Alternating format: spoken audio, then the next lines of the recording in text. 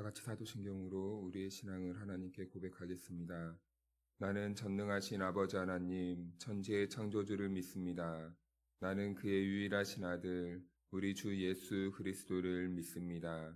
그는 성령으로 잉태되어 동정녀 마리아에게서 나시고 본디오 빌라도에게 고난을 받아 십자가에 못 박혀 죽으시고 장사된 지 사흘 만에 죽은 자 가운데서 다시 살아나셨으며 하늘에 오르시어 전능하신 아버지 하나님 우편에 앉아 계시다가 거기로부터 살아있는 자와 죽은 자를 심판하러 오십니다. 나는 성령을 믿으며 거룩한 공교회와 성도의 교제와 죄를 용서받는 것과 몸의 부활과 영생을 믿습니다. 아멘. 찬송가 95장입니다.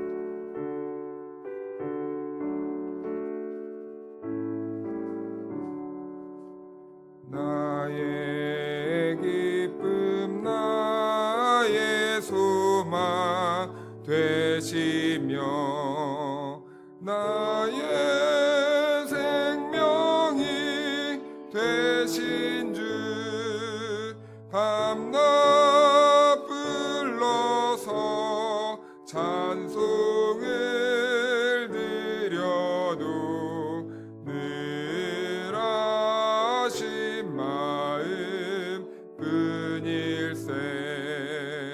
나의 사모하는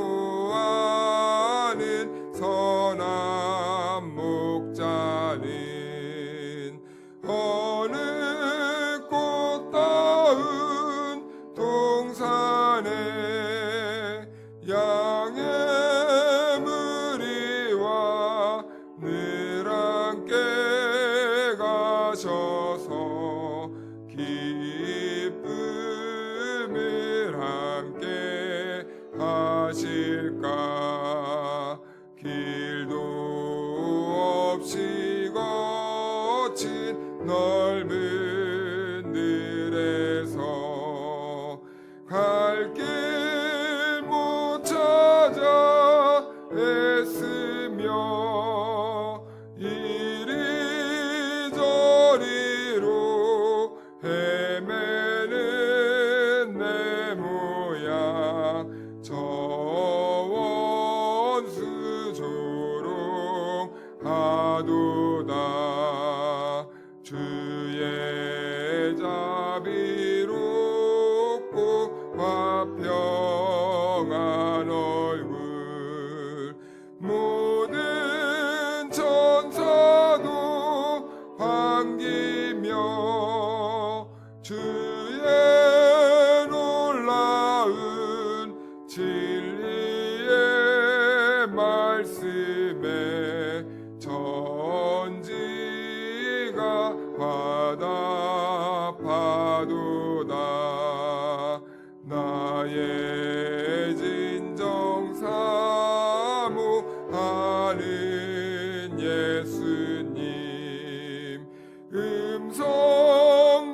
음성조차도 반갑고 나의 생명과 나의 참 소망은 오직 주 예수 뿐일세.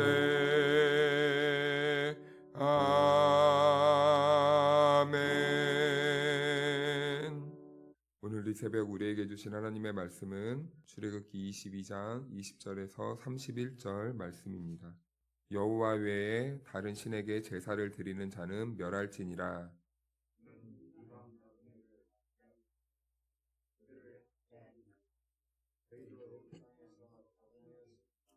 너는 과부나 고아를 해롭게 하지 말라.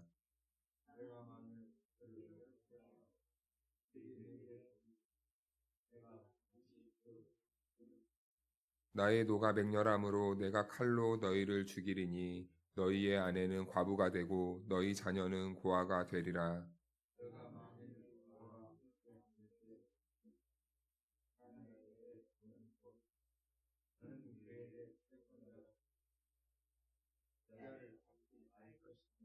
내가 만일 이웃의 옷을 전당 잤거든 해가 지기 전에 그에게 돌려보내라.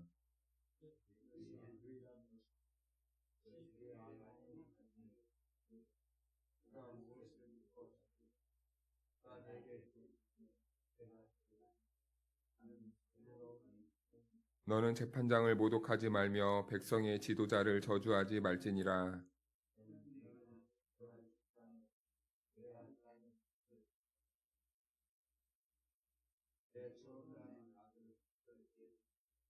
내 소와 양도 그와 같이 하되 이랫동안 어미와 함께 있게 하다가 여드레 만에 내게 줄지니라. 너희는 내게 거룩한 사람이 될지니 들에서 짐승에게 찢긴 동물의 고기를 먹지 말고 그것을 개에게 던질지니라. 아멘. 할렐루야. 네, 하나님의 은혜와 평강이 우리 모두에게 함께하기를 주님의 이름으로 축원합니다. 네, 오늘 본문은 우리가 읽지 않았지만 18절 말씀부터 보면은 이 세 가지가 나오는데요. 죽이라는 명령이 나와요. 무당도 죽이고 짐승과 교접하는 자도 죽이고 그리고 다른 신에게 제사하는 자도 죽이라 명령합니다. 매우 극단적이고 참 무자비한 처벌이고 표현인데요. 그런데 여기에는 이 세 절은 공통점이 하나 있습니다. 모두 우상 숭배에 해당한다는 것입니다. 이 죽이라라고 명령한 그 이유는 우상 숭배에 해당하기 때문이에요. 하나님께서 이렇게 이스라엘 백성들에게 이런 자도 죽이고 저런 자도 죽이고 죽이라 명령하는 이유는요. 이 우상 숭배에 해당한다고 말씀드렸는데 이 앞으로 들어가야 될 이 가나안 땅이 그렇다라는 것입니다. 우상 숭배가 만연해 있던 땅이 바로 이 가나안 땅이었어요. 그래서 하나님께서는 이제 이스라엘 백성들이 가나안 땅에 들어가면은 그런 문화권 속에서 살아가기 때문에 그런 것들은 철저히 배격하고 떠나다라는 의미에서 죽이라 이렇게 말씀하는 겁니다. 그래서 신명기 18장을 보면요. 하나님께서 이스라엘 백성들이 가나안에 들어가기 전에 상황을 말씀해 주시는데요. 18장 9절 말씀이 이렇게 되어 있어요. 내 하나님 여호와께서 내게 주시는 땅에 들어가거든 너는 그 민족들의 가증한 행위를 본받지 말 것이니. 아멘. 본받지 말라. 가나안 땅이 앞으로 이러니 본받지 말라. 우리말로 하면은 세상이 이러니 세상을 본받지 말라. 이런 말입니다. 요즘 미디어나 이런 TV 프로그램을 보면요. 우리의 신앙을 좀 먹고 갉아먹는 이런 영상들이 많이 있습니다. 소위 이를 쉽게 말하면은 지금은 하는지 모르겠는데 몇 해 전만 해도 뭐 유튜브에서도 많이 올라오고 일반 프로에도 많이 있었는데 뭐 강호동 씨와 이수근 씨가 나와서 무당 복장을 하고 무엇이든 물어보살 뭐 이런 식으로 해가지고 또 드라마에서도 무당을 다루는 이런 뭐 선녀를 다루는 뭐 신녀를 다루는 이런 영상 드라마들을 나오면서 그거를 보는 사람들로 하여금 이런 무당이나 신접한 사람들에 관해서 뭐 경계선을 허문다든지 친숙하게 다가온다든지 이런 시도를 많이 했습니다. 그러다 보면은 우리가 계속 그런 거에 노출되고 우리가 그걸 바라보면 어떻게 됩니까? 우리도 별거 아니구나. 저래도 되는구나. 이 영적인 감수성이 점점 낮아지고 허물어지게 되는 것이죠. 그런데요, 가나안 땅이 꼭 이런 곳이다라는 겁니다. 이스라엘이 얼마든지 익숙해지고 친숙해지고 그리고 분위기가 그렇게 조성된 곳이라는 거예요. 그런데 본문 23절 말씀을 보면요. 가나안의 성생활에 대해서도 본문은 말씀해주고 있거든요. 짐승과 교합하는 일이 있었다고 합니다. 이것은 단순히 성적인 타락을 언급하는 것이 아니라 이 몇몇 짐승은 가나안의 우상이고 신이었어요. 그런데 그 동물들과 관계를 맺거나 아니면 그 우상과 같은 그 동물 앞에서 이 성관계를 하면은 이 사람들이 아이를 많이 낳는다거나 아니면 재산이 많아진다는 그러한 미신적인 요소들이 있었습니다.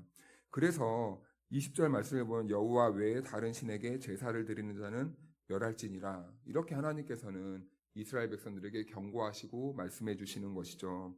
왜냐하면 우상 숭배가 제1계명의 10계명의 제1계명에 어긋나는 것이기 때문입니다. 그래서 하나님께서는 이런 우상 숭배를 철저히 하지 말아라 라고 이렇게 말씀해 주는 거예요. 그리고 31절 말씀을 보면 이렇게 말씀합니다. 너희는 내게 거룩한 사람이 될지니 들에서 짐승에게 찢긴 동물의 고기를 먹지 말고 그것을 개에게 던질지니라. 아멘. 하나님께서는 우리들에게 거룩한 사람이 되어라 라고 이렇게 말씀해주고 있습니다. 이건 이런 뜻이죠. 하나님이 우리에게 거룩하니 우리도 우리를 향한 그 하나님의 거룩함에 우리도 마땅히 하나님께 거룩하게 행동해야 된다라는 그런 의미로서 하나님과 우리를 그 거룩한 관계를 맺어야만 하는 그런 관계로 이렇게 설명하고 있습니다. 하나님이 우리에게 거룩하니 우리도 마땅히 하나님께 거룩해져야 된다라는 이 관계의 개념인 것이죠. 이것은 꼭 이렇게 설명할 수 있을 것 같아요. 부부가 있습니다. 남편과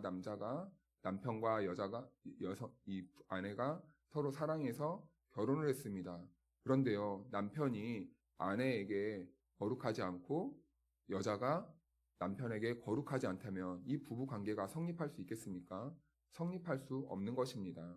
남편은 아내만 바라보고 아내는 남편만 바라보고 또 부모는 자녀를 바라보고 자녀는 부모만 바라보고 우리 자녀가 부모에 대해서 당신은 우리 아빠 엄마가 아닙니다 하고 떠난다면 마음이 어떻겠습니까? 똑같은 겁니다. 관계의 개념이라는 것이죠. 그래서요, 최초의 이 창세기의 최초의 인간이었던 아담과 하와는 하나님과의 이 거룩한 관계가 깨어져서 이 에덴 동산에서 멀어졌는데, 그런데 참 계시록을 보면요, 깨졌던 관계가 다시 회복되는 것으로 이 성경은 끝이 납니다. 어린 양이신 그리스도와 우리의 혼인잔치로 다시 그 관계가 회복되어서 아름다운 나라에서 영원토록 영생을 누리며 사는 이 이야기로 끝나는 거죠. 처음에는 관계가 멀어지는 걸로 시작했다가 결국에는 그리스도 예수의 그 보혈의 공로로 인하여서 우리 성도들이 다시 하나님 나라에서 거룩한 관계를 맺는 이 아름다운 이야기로 끝이 나는 거죠. 그래서 하나님께서 우리들에게 가장 열망하고 원하시는 뜻이 있다면 우리가 하나님이 우리에게 거룩하듯이 우리가 하나님께 거룩한 삶으로 나아가는 것을 가장 기뻐하시고 원하신다는 겁니다. 그렇다면 이제 우리는 어떻게 거룩해질 수 있는가? 이 문제가 남겨져 있습니다. 그런데 21절 말씀을 보니까요. 첫 번째 21절 말씀을 보면요. 이렇게 되어 있는데요. 너는 이방 나그네를 압제하지 말며 그들을 학대하지 말라. 너희도 애굽 땅에서 나그네였습니다. 아멘. 첫째는 이웃에 관한 이 배려와 사랑입니다. 이웃에 대한 배려와 사랑. 바울은 데살로니가 교회에서 3주간 머물면서 복음을 전하였어요. 참 짧은 기간 동안 이 복음을 전했습니다. 그런데 이 짧은 기간 복음을 전한 것과는 반대로 참 그 데살로니가 교회에는 아름다운 이 복음의 열매가 맺어졌어요.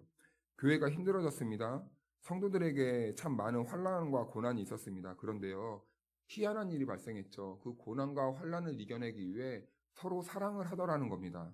서로 아낌없이 나눠주더라는 겁니다. 그런데요, 그 나눠줌과 그 서로 돌보는 행위가 무엇이냐면 그 믿음으로 인내하고 하나님 나라에 대한 소망을 붙잡았기 때문에 그들은 그렇게 할 수 있었다는 것이죠. 우리가 하나님을 향하여서 거룩해지는 것은 첫 번째로 이웃에 관한 이 관계가 회복되는 것이죠. 그래서 성경에는요, 나그네를 압제하지 말라, 또 고아를 압제하지 말라, 또 과부를 또 압제하지 말라, 이런 말씀이 많이 나옵니다. 이런 말씀이 많이 나오는 이유는요, 23장 9절을 보면 이런 이유가 있습니다. 너는 이방 나그네를 압제하지 말라. 너희가 애굽 땅에서 나그네 되었은즉 나그네의 사정을 아느니라. 아멘. 이스라엘의 백성들의 본질이 무엇이었습니까? 나그네였습니다. 나그네. 그렇다면 여러분, 우리의 본질은 무엇입니까? 우리의 본질도 나그네입니다. 그래서요, 하나님께서는 이 나그네와 같은 인생들을 구원하기 위해 우리들에게 아들 예수님을 보내주셨다는 것이죠. 하늘의 영광과 하늘의 보좌를 다 버려버리고 성육신하셔서 인간의 몸으로 이 땅에 오셔서 스스로 나그네가 되어주시고 우리와 같은 나그네의 인생, 오갈 곳 없고 외롭고 지치고 방황하는 우리와 같은 이 영혼들을 위해서 우리 예수님은 스스로 자기를 비워내시고 희생하셨다라는 것이죠. 그래서 우리 그리스도인들은요, 사회적인 약자를 돌볼 때 자선행위를 하는 것이 아닙니다. 우리는 동정을 하는 게 아니에요. 우리가 자선하듯 나에게 있는 거 조금 이렇게 콩고물 떨어뜨려 주듯 이렇게 하는 것이 아닙니다. 이런 행위로 접근하지 않아요.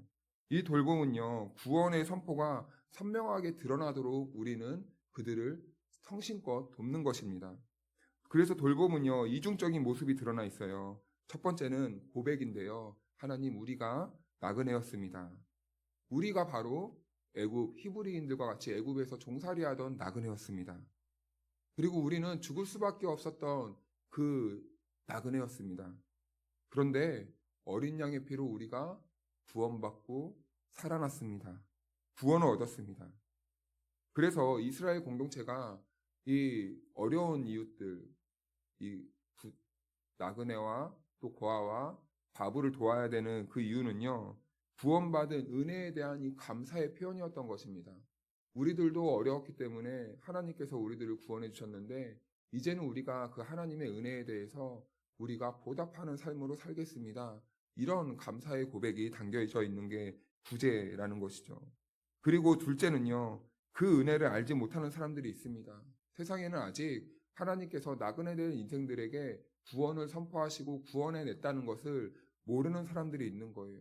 그래서 이제는 먼저 나그네였던 우리가 회복받았던 우리잖아요. 그래서 그 모르는 사람들에 대해서 우리가 도움으로써 구원을 삶으로 선포해내는 겁니다.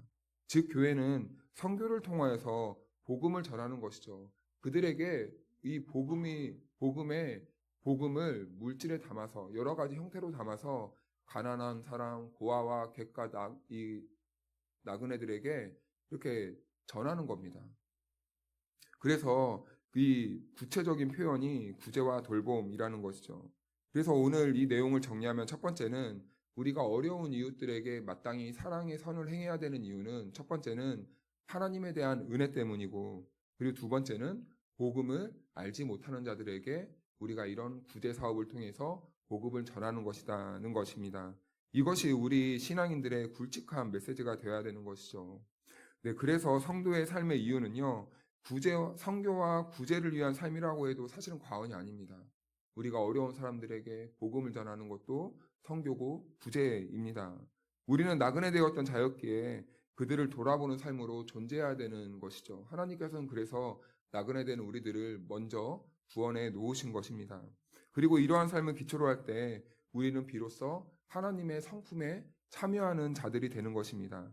하나님이 거룩하시니 우리도 거룩한 그 하나님의 삶에 참여할 수 있게 되는 것이죠. 그래서 본문의 시작은 여호와 외에 다른 신에게 제사를 드리는 자는 멸할지니라 이렇게 시작하였습니다. 그런데 그 제사의 내용들을 가만히 보니 이웃에 대한 사랑과 배려의 삶으로 소개하고 있는 것이고, 오늘 이 자리로 부름받은 저와 여러분들에게 하나님을 예배하는 자들이 어떠한 방향성으로 살아가야 되는지를 오늘 이 말씀을 통해 저와 여러분들에게 말씀해주고 있는 것이죠. 사랑하는 여러분, 우리는 누구입니까? 하늘에 속한 하나님 나라의 백성들입니다. 그러니 우리는 그 하늘 나라에 속한 하나님의 자녀요 백성으로서 우리는 그에 합당한 삶을 오늘 주어진 우리들의 삶이라는 시간 속에서, 이 공간 속에서 살아내야 하는 것이죠. 저를 포함하여서 이 자리에 함께 예배하는 우리 모두가 하나님 나라를 살아가는 거룩한 백성들이 될 수 있기를 주님의 이름으로 축원합니다. 그래서 우리가 어디에 있든지 오늘 하루도 이 말씀에 붙들려서 하나님의 뜻에, 거룩한 하나님의 말씀의 뜻에 순종하며 살기를 주님의 이름으로 축원합니다. 기도하겠습니다. 거룩하신 하나님 아버지, 오늘 말씀을 통하여 우리를 향한 하나님의 마음과 뜻을 보고 알게 하시니 감사합니다. 우리가 세상 가운데 살고 있지만 세상의 익숙함에 물들지 않게 주님 붙들어 주시고, 오직 주님만을 하나님으로 섬기는 거룩한 백성으로 인도하여 주시옵소서. 우리가 나그네 되었던 존재임을 잊지 않게 하시고 주님께 받은 은혜를 기억하며 이웃을 향한 사랑과 섬김으로 우리의 믿음을 드러낼 수 있도록 도와주시옵소서. 우리의 작은 돌봄과 사랑이 연약한 영혼들에게 복음이 되게 하시고 우리의 삶이 주님 나라의 영광을 나타낼 수 있도록 도와주시옵소서. 오늘도 깨어 함께 기도하게 하시고 우리를 거룩으로 이끄시는 성령의 인도하심을 따라 우리가 넘어지지 않고 승리하는 복된 하루로 인도하여 주시옵소서. 이 모든 말씀 예수님의 이름으로 기도하옵나이다. 아멘.